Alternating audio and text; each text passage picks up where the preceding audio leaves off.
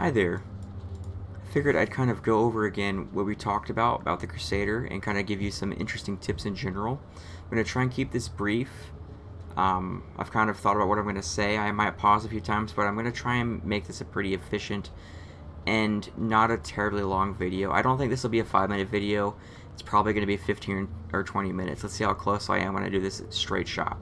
So we'll start with the character. We're playing the Crusader. Let's look at the stats. We've got Warfare, Toughness, and Virtue. As you know, when you put points into the stats, the top line in the tooltip tells you what you're putting points in, or what you're getting out of the stat overall. Warfare is the bread and butter of the Crusader. The reason it actually is not even because of just the base damage per point, it's also because of the part 5 of the Warfare system. Plus 50% damage bonus against elites and boss enemies. That makes this stat the king. Passive bonus damage is always amazing for any character. So I suggest you max out Warfare. When you're playing in the early game and you're struggling to survive because you're not really sure how to play the class, you're not comfortable with the controls, you're just trying to learn how to make it work, and maybe you don't even have the gear you need to even kind of halfway survive, maybe put some points in Toughness at first. When I started this character, I did put a few points into Toughness. I hit 10, so I get that HP regen per second. So it doesn't really do a whole lot for you to put points in Toughness because you're only getting 50 health and suppression per point. You know, when your character has like 9,000 health, what's 50 more? It's not a whole lot. So that's kind of the reason why, but you can put more in later down the line if you're trying to hit your heat resist and physical resist cap. Which, by the way, speaking of resist, and this is relevant to Toughness and Virtue, your base resist, there's 3 resists in the game: physical, heat, and warp. The base cap is 60%. So basically the goal for characters as they reach towards the end game is to try and hit 60%. Anytime you read a description of a tooltip or a thing on a weapon or an armor piece and it says supreme something something, supreme means it can surpass whatever the base is. So say you've got 60% base warp resist, and then you find, say, a talent, for example, that adds 5% supreme warp resist. It'll help you push past that base of 60. So on that note, Virtue is a very worthless stat for the Crusader, except for one little thing. 1 point in Virtue gives you 10 warp resist. It's an easy way to get that 10 warp resist. Eventually, there is a heroic deed you can do that'll just give you a free point in Virtue, so you don't have to waste your allocations. So basically, what you're going to see at the end of the day is all the points in Warfare. That's the end game goal. Maybe you first put points in Toughness. Okay, moving on. Passives, the bread and butter of the tree, or of the character. Let's talk about this screen in general for a quick moment.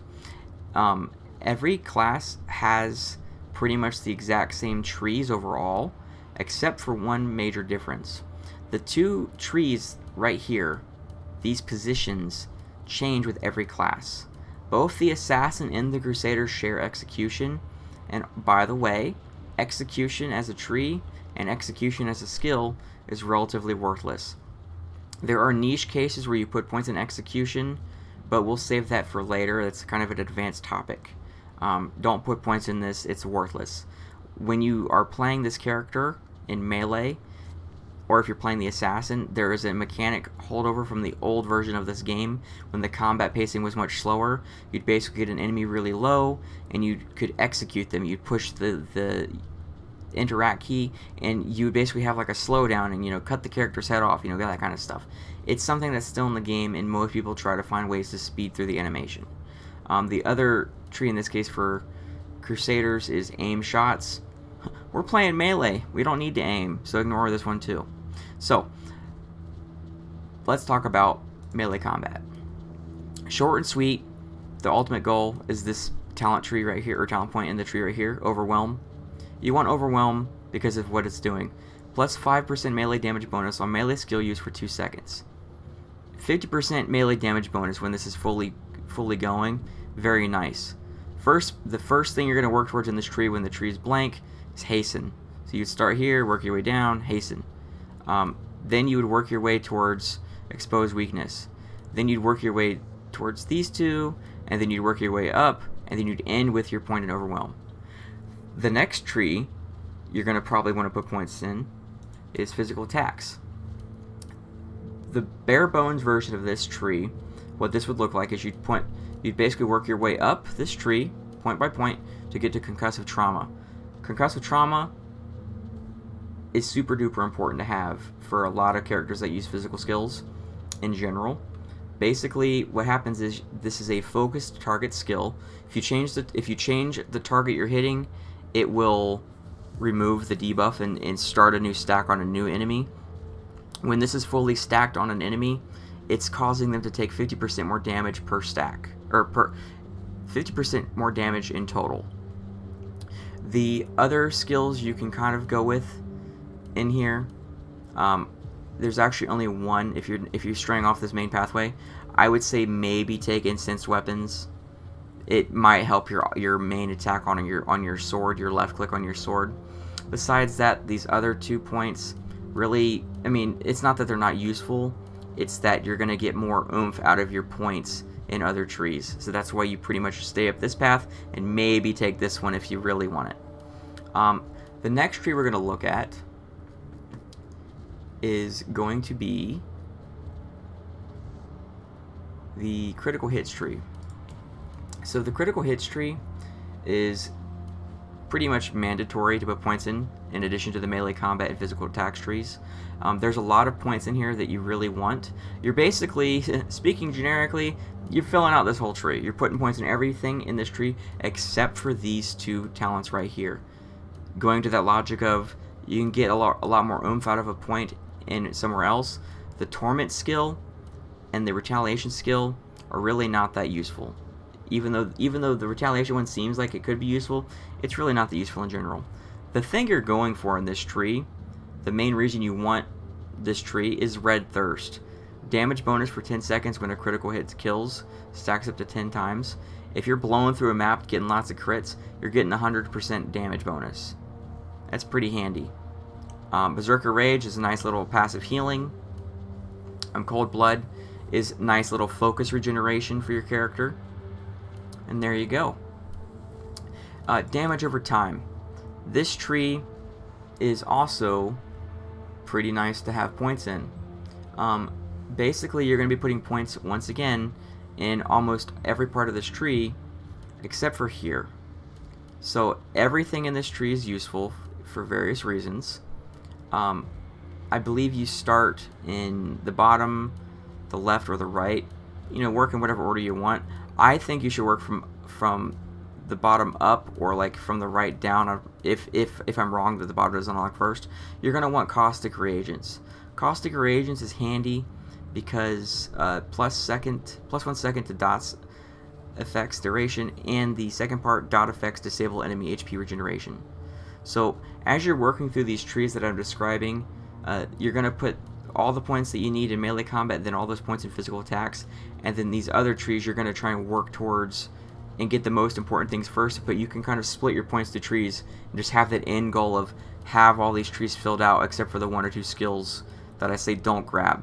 So in this case, damage over time, grab every part of this tree except for fast metabolism. The reason for this is because you will find items in this game that greatly already reduce the effects of these dots that could be put on you, and there's also armors that their relic effect is to make you completely immune to dots. So why waste the talent point when you get an item that does the same thing but better? That's the logic. Heat attacks, also very important. You might be saying, well, I use a sword. Sword's physical. I use a shield. The shield's physical. You also do heat attacks with the items you're going to work towards. And also, a lot of your items have a chance to add heat damage. So basically what you want to do in this tree is you're working towards these 2 points right here. Super Heated Discharge adds a heat vulnerability. I don't know if I already said this or not, but vulnerability stacks are very great to have. They are the biggest way to bump your damage up on every class. If you're not sure how to build a character, vulnerability stacks, certainly never a bad idea. So the way you get to these 2 points are basically like this. You start down here, up, up, up, up, get that one, grab this one, and this one. There you go. Heat attack tree is done. The next one we're going to look at is movement. Movement, you don't really need a whole lot of points in here, so this is a way you could split it, is the end goal is we're going to have this one, this one, this one, this one, this one, this one, this one, and this one. We're going to have these 8 points. What you could do first is you start here at the bottom right and work your way up to cerebral feedback, and then come back later and grab these last 3 points here. That's your movement tree. The suppression tree, which I haven't even unlocked yet, basically the majority of various guides for various classes, when it comes to the suppression tree, if you even take points in the suppression tree, and some guides don't even suggest this for a lot of the characters, the general shape that I see is they always basically say take this L-shaped part of the tree. The other parts of the tree are basically, they don't scale very well, or they're just not that useful. Good example of, is a talent good or bad? Suppress pain. If you don't know anything, it sounds pretty good. Plus 10 HP regeneration per second when suppression status is protected. Unfortunately, when you're like, level 70, level 80, level 90, plus 10 HP regen really doesn't cut it. It's pretty crappy. So yeah, take the main ones if you think you might need this tree. I would probably, if I'm going to play this character to max level, I'd probably be working towards the suppression tree, probably towards the tail end of my adventures, because I don't personally think a lot of these are very useful overall. The next thing to work towards is kind of just filling out other trees with little things you need here and there to get stuff. So if we go through some of these trees one by one, I'll point out things that you might want to grab. So basically, the debuff tree is a pretty great tree to pretty much plan on filling out most of the points. Anytime you stun someone, which you could do quite a bit, or knock them down with a lot of your skills, you gain max suppression. That's always a nice one to have. Domination is definitely the main one to be working towards in this tree. If you are also, there's a skill called Hemophilic Shock. I'm trying to remember where that's at. Oh, Paralyze works with the Hemophilic Shock from the damage over time tree. So we're in the debuff tree. You've got Paralyze. It's plus 10% damage bonus against slowed enemies and 1 second to slowed duration. So you take that, and then that's paired with the Hemophilic Shock. Bleeding slows people down. So now if they're slowed down, they take more damage. It kind of is a nice little combo. So basically, at the end of the day, you're going to try and fill out almost all this tree, except for just 3 points. 3 points are going to be missing. You're not going to really take Strike Down, because it's kind of stupid. 20% minus 20% damage dealt by enemies affected by knockback or knockdown. If they're on the ground because they're knocked down, they can't attack you. So what's the point of the minus 20% damage dealt? They're not able to attack you. Mock Attack is really not very good. Plus 10% of their max suppression damage is dealt to deflected melee attackers. Whoop-de-doo. When you deflect attacks, it's not a lot of damage in the first place. This is like one of those, it's cool in theory, but in reality the numbers aren't very good. And then just don't take this one, because it's just, and again, it's kind of a waste of point. You're getting all these other points. It's like, you don't need to put this one in too. You're fine. You don't need this one to get all the way through the rest of the tree.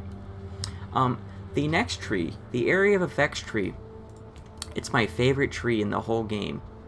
The Area of Effects tree, you have a couple things to go for. So you've got, when you look at like what your different skills are that you're using as a shield and sword crusader, or shield and melee weapon crusader to be less specific, what these things are going to do is they're going to boost a lot of the things those skills do. So like on the sword, you've got the wide strike skill. On a storm shield, you've got shield dash. On your power armor, you've got assault leap. A lot of those skills that we're describing here are area of effects. So basically, if you wanted to, some of the parts in the debuff tree you could pull out and you could put in here instead. Every trait is useful in here in this tree pretty much, except there is one called Area Denial. 100 suppression gain on area of effect kill. It's you know, we talk about the numbers, you know, like 10 HP regeneration or whatever. This is one of those where it's like, okay, this is a waste of a point because the amount of suppression it gives you is kind of worthless. So you can put points in most of this tree depending on how you feel, but just don't do this one. All the others are great. They're absolutely great. All these are wonderful. Just not that one. The next tree is the support tree. This is one of those trees that the layout is always the same as far as what it looks like for every class in the game, but parts of this tree change depending on the class you're playing. So for example, here we're playing the Crusader. This part of the tree focuses for Crusaders. There you go.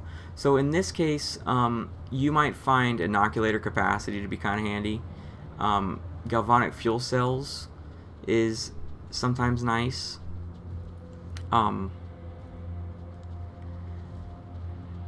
If you're using the Rosarius belts, galvanic fuel cells is kind of handy. If you're not using the power armor for the Crusader, that's the rocket one. If you're not using the rocket one, the focus talent points in this tree are pretty useless. So I think at a bare minimum, you'd probably plan on putting points in inoculator capacity, so these 4, and then maybe galvanic fuel cells. And then you're using like a the belt that grants energy field to make this a little more useful. That's all you put in this tree. Single DPS. So this tree, there's a few one-hit wonders in this tree. So you can start over here and work your way into this particular skill, Focusing Monocle. It's plus 20% damage bonus with single target skills against slowed, shocked, and stunned enemies. That's a pretty great one to get. Up here, you've got plus 8% melee damage bonus for single target skills. It's pretty nice. So you go this one, then this one. And then over here on this side of the tree, again, you've got damage bonus. And you've got kind of like a execute version skill going on. Execute from Warrior World of Warcraft, where you do more damage when the monster is getting lower in health. So, to reiterate, this one, this one, this one, this one, this one, and then these 4. That's what you want out of single DPS for this kind of a class. Next, we're going to look at the health tree. So the health tree and the defense tree are kind of two sides of the same coin. The health tree looks pretty much the same. I think it looks the exact same for every class the more I think about it. These two trees are kind of your choice as far as how you might fill them out a lot or just enough, pulling points in and out of some of these more optional trees to kind of tailor the character to you. I generally agree with most people's sentiment online from my personal experience playing the Crusader that just a few points in this tree are really good, and then you fill out the defense tree overall. Though you can sit here and you can read through this tree yourself in the game, but typically what a lot of people might put points in this tree is they will go for neural rewiring, because it's kind of handy. So you go HP max, or max HP, neural rewiring, and then you go for these 4 up here.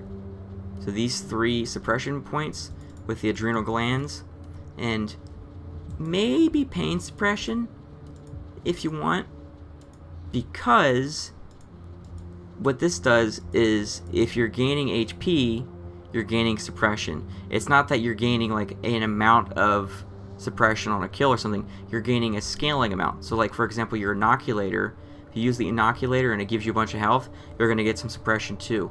So basically out of this tree, my personal suggestion is these 5 points, and then over here these 3 points, but more or less as you wish.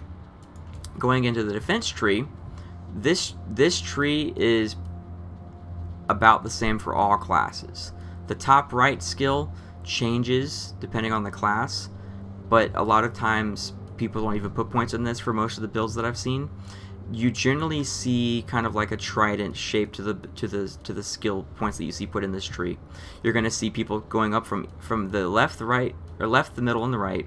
They're trying to get Reanimator Glands. Reanimator Glands is the skill everyone wants out of this tree all the time. This is a free get out of jail free card. This is a way to avoid lethal damage once in a while. So basically, if something's going to be lethal, instead of dying, it reduces the damage. It gives you HP regen and damage bonus. So the way you get that is, the path of lethal resistance. You get these 5 fire or heat resistance ones. You get these physical resistance ones, and you get these warp resistance ones. The other random points in here are sometimes useful, sometimes not, depending on the class. In the Crusader's case, maybe you put a shield mastery point in. Depends on if you like your deflect or not. Deflect's okay. You can look at your character sheet and read about deflect and understand what it does a little better. I'm probably not going to put a point in here, I suspect, but there's a chance. It's here for you to look at. Last but not least, you have, when you're thinking about making your character and deciding even before you really start the game, are you a Puritan or a Radical? It vaguely affects your story, and we know that you can't really backtrack very easily when you make a path choice. But you can consider 2 things, and this is true for all the classes in the game. The talent tree that show up for the morality are the exact same for every class. So once you know what the Puritan path looks like and what the Radical path looks like, you know what the skills do.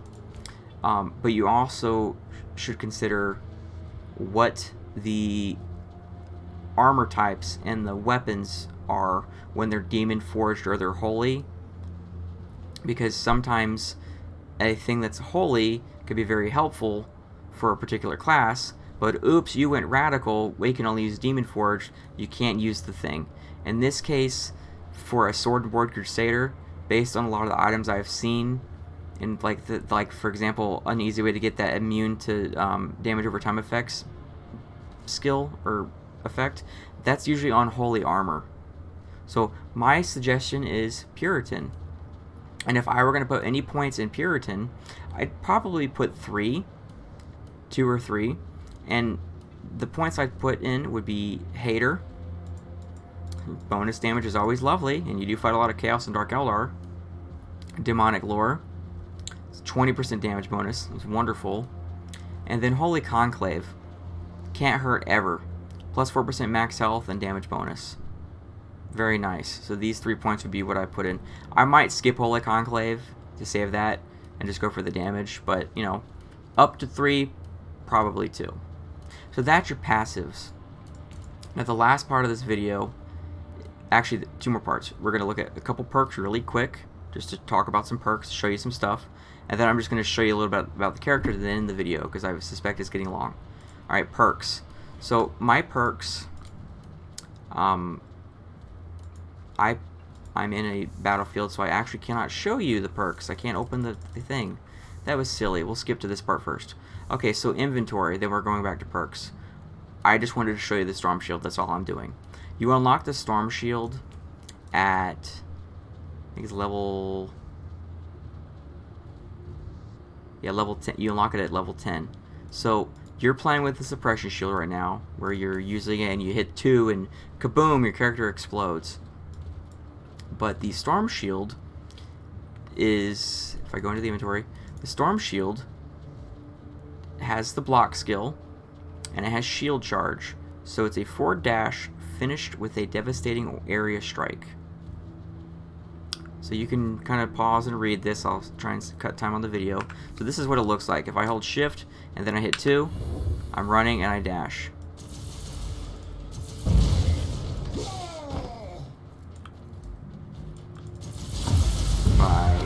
Dash, boom. Now, since we're playing gameplay real quick, I'm wearing the armor with the jumping skills. So if I want to, I've got 119 focus.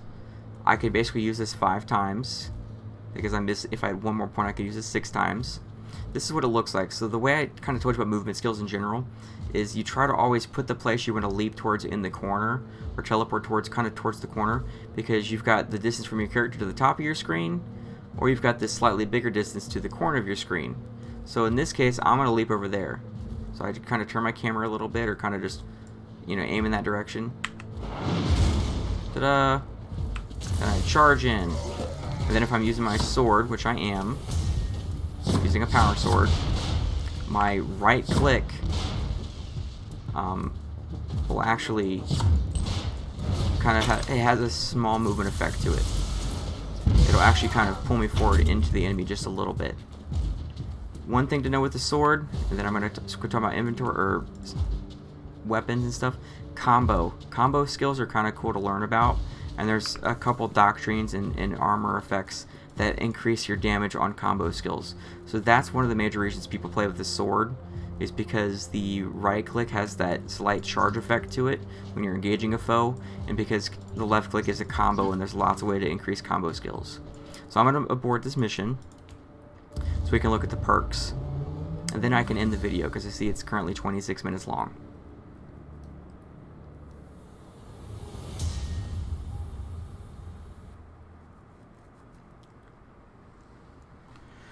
Okay, perks.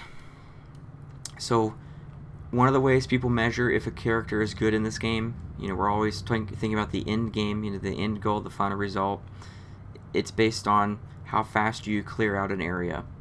The bottleneck people run into in this game is not am I doing enough damage, it's am I fast enough. Movement speed is how you break the bottleneck in this game.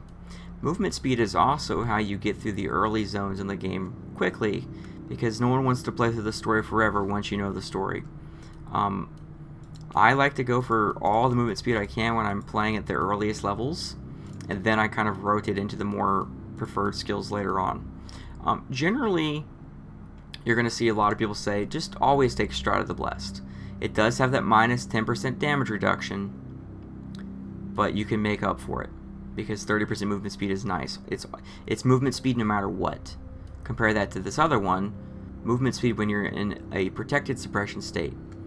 Sometimes you're not protected, so it goes away.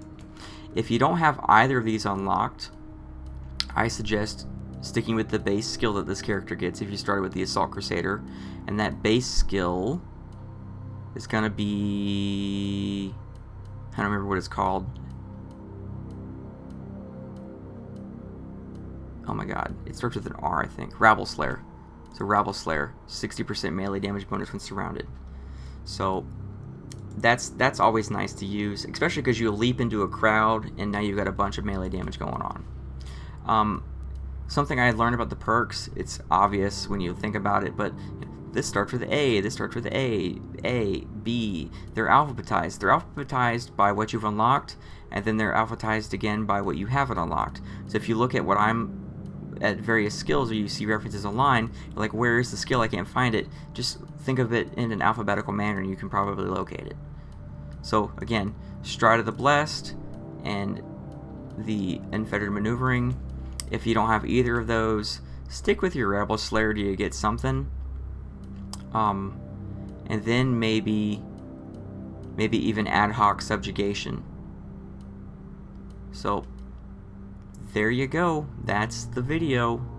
Hope I taught you something.